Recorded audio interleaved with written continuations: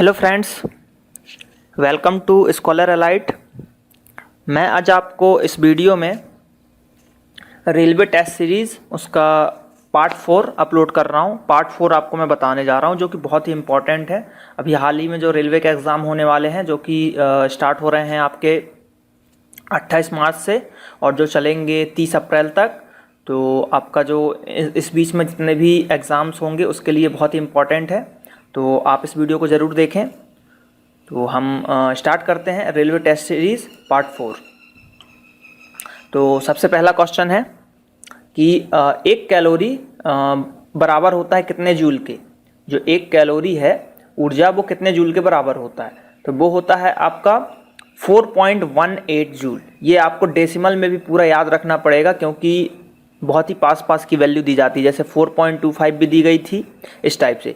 तो 4.18 जूल जो होता है ये होता है आपका 1 कैलोरी के इक्वल। तो ये आपको याद रखना है। इस वीडियो में मैंने मिसलेनियस क्वेश्चन मतलब हर टॉपिक के हैं, आपको इसमें हिस्ट्री भी मिलेगा, साइंस भी मिलेगा, मतलब मिक्स क्यूज टाइप का है। तो ये टेस्ट मैंने कवर किया है इसमें। तो फर्स्ट क्वेश्चन था first calorie equals to 4.18 joule. Second देखते हैं, जो साउंड की स्पीड होती है, साउंड की स्पीड वो मैक्सिमम किस में होती है, तो मैक्सिमम होती है सॉलिड में। और सॉलिड की बात करें तो भी वो मेटल में सबसे ज़्यादा होती है स्टील में, और स्टील से भी ऊपर आपका एल्यूमिनियम में भी स्पीड बहुत ज़्यादा होती है, 6000 के ऊपर होती है एल्यूमिनियम में। तो ये आपको याद रखना है। और अगर एयर की बात करें, हवा की बात करें, तो हवा में होता है 332 मीटर पर सेकेंड। इतनी स्पीड से साउंड जो है एयर में ट्रैवल करती है। और लेकिन ऑप्शन में हमको 330 भी मिलता है, तो आप दोनों याद करें, 332 और 330। अधिकतर आपको 330 मिलेगा अप्रॉक्स में, तो ये आंसर भी सही होता है। तो सबसे ज़्यादा तेज़ चलता है वो मेटल में, एल्यूमिनियम में, या फिर लोहा इस्पात अगर लिखा रहेगा, लोहा इस्पात उसमें। और अगर उसकी जगह एल्यूमिनियम है तो एल्यूमिनियम, क्योंकि जो लोहा है इसमें 5 के ऊपर रहता है और इसमें 6 के ऊपर। और अगर एयर की बात करें हम तो इसमें 330 मीटर पर सेकेंड या फिर 332 मीटर पर सेकेंड। तो ये साउंड की मैक्सिमम स्पीड हो गई। तो यहाँ पे जो क्वेश्चन था कि साउंड की मैक्सिमम स्पीड किस में होती है, वेपर, लिक्विड, ग्लास, तो यहाँ पे हो जाएगा आपका सॉलिड्स में। अब अगला देखते हैं, जो ओम्स लॉ है हमारा, ओम का नियम, ओम्स लॉ, तो वो इनमें से क्या कंटेन नहीं करता, तो वो चार्ज।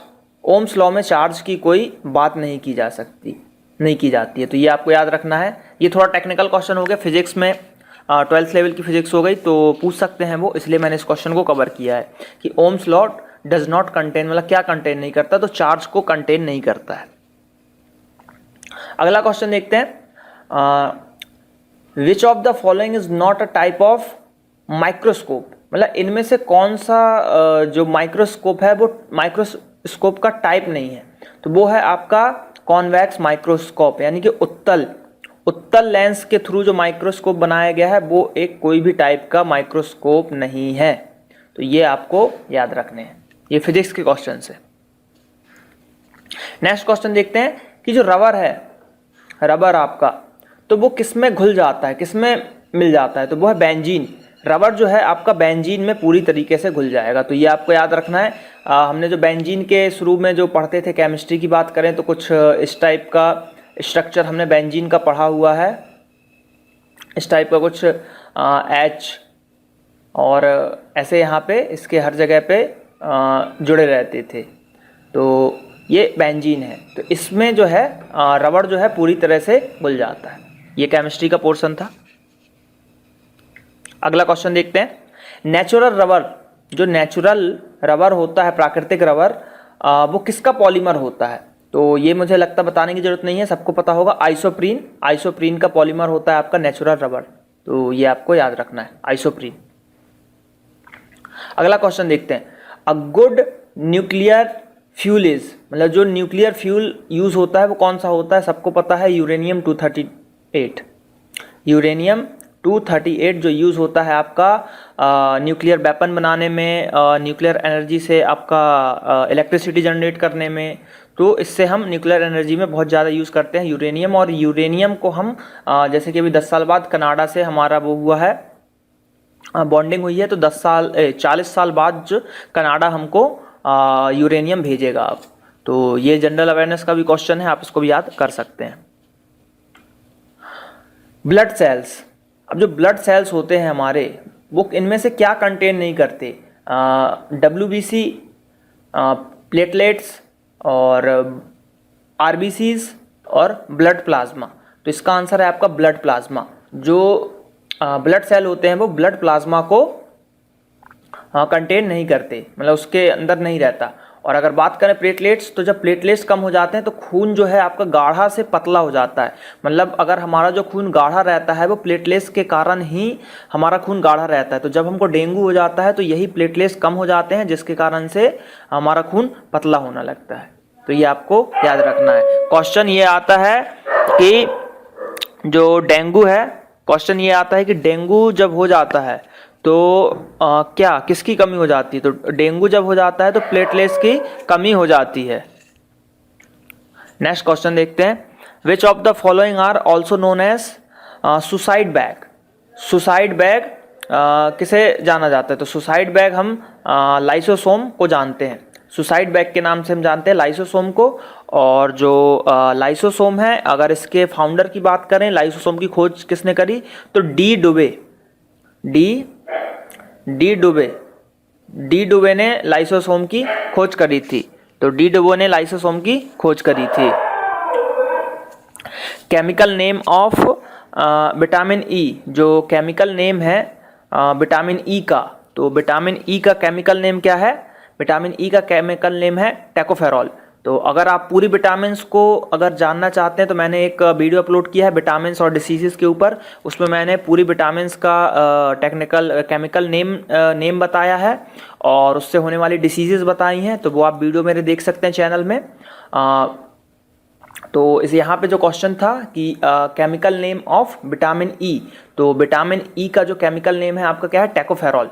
टोकोफेरॉल जो है आपका विटामिन ई का केमिकल नेम है। तो ये आपको याद रखना है।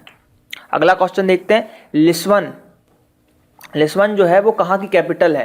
किस सिटी की मतलब कैपिटल है? तो वो है आपका पुर्तगाल। पुर्तगाल की कैपिटल सिटी है आपकी लिस्बन। तो ये आपको याद रखना है। करेंसी और कैपिटल भी एक क्वेश्चन जरूर आएगा। तो जो मुझे लग रहा है वो मैं कवर कर रहा हूँ इस टेस्ट सीरीज में। तो जो पुर्तगाल है वो पुर्तगाल का कैपिटल सिटी कौन है? लिस्बन। अगला क्वेश्चन देखते हैं। जो अप्रैल 18 को किस डे के रूप में मनाया जाता है? तो जो 18 अप्रैल है उसको मनाया जाता है हेरिटेज डे के रूप में, वर्ल्ड हेरिटेज डे के रूप में मनाया जाता है आपका 18 अप्रैल को। तो ये इंपॉर्टेंट डे है, आपको याद रखना है। अगला क्वेश्चन देखते हैं कि जो ये है आपका नाल सरोवर बर्ड सेंचुरी, तो जो नाल सरोवर बर्ड सेंचुरी है वो कहाँ पे है? तो वो है आपका गुजरात में। वो है आपका कहाँ? गुजरात में। तो अगर आप कभी गुजरात घूमने जाएं तो यहाँ पे ज़रूर घूमने जाएं।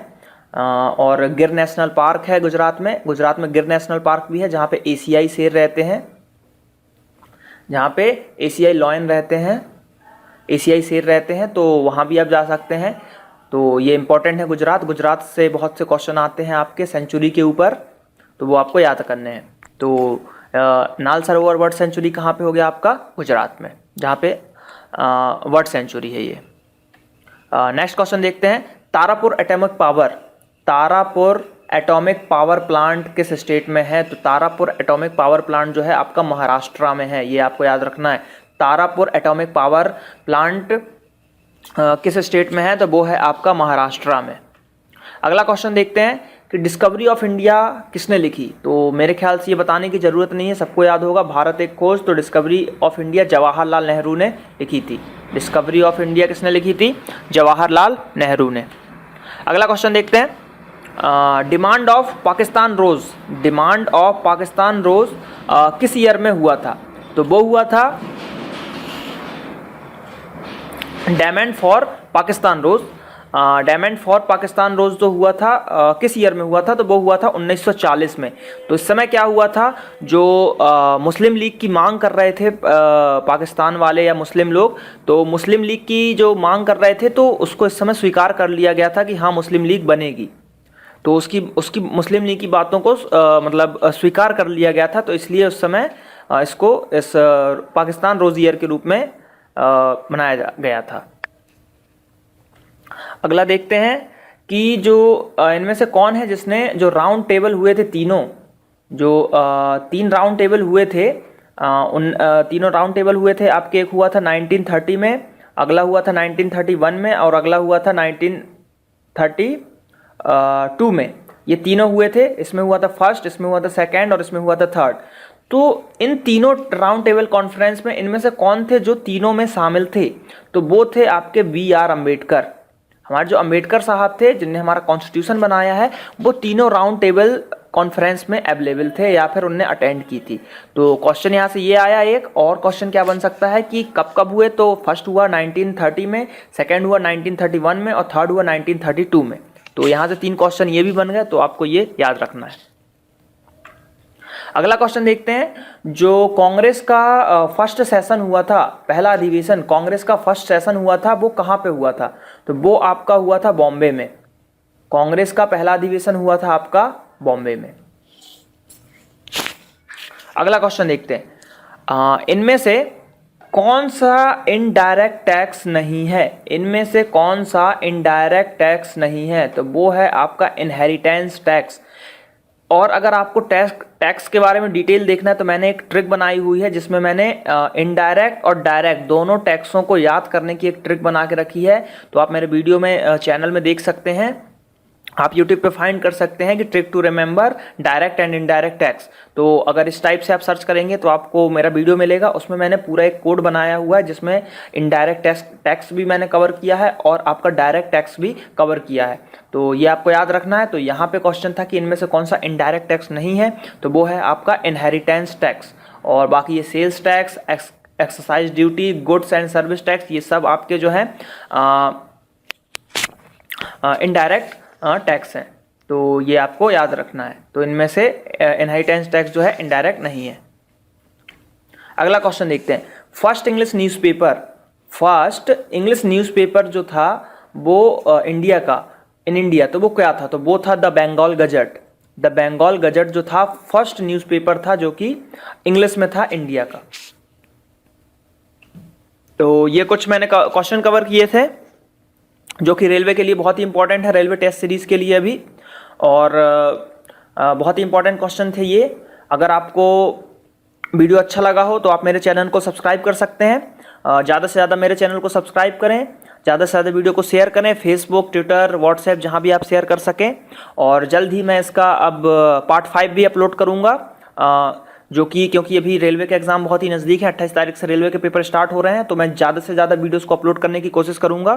तो आप मेरे चैनल को सब्सक्राइब करें ताकि ज़्यादा से ज़्यादा आपको बेनिफिट मिले रेलवे एग्ज़ाम के लिए। तो अगर आपको मेरा चैनल अच्छा लगा हो तो सब्सक्राइब करें। Thank you.